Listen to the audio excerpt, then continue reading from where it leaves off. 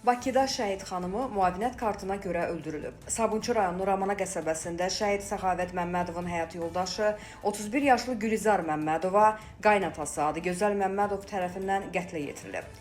Qonşuların sözlərinə görə hadisənin səbəbi şəhid ailələri üçün nəzərdə tutulan aylıq müavinət kartı və ailə arasında uzun müddətdir davam edən mübahisələr olub.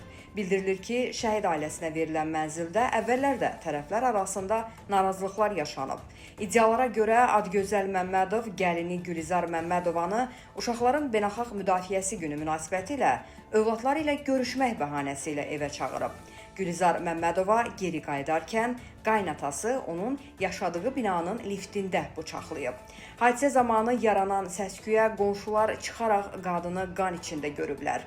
Qeyd edək ki, şübhəli şəxs 60 yaşlı Adıgözəl Məmmədov, qətlə yetirilən Gülizar Məmmədova isə 31 yaşında olub. Onun şəhid Səxavət Məmmədovdan 2 övladı var.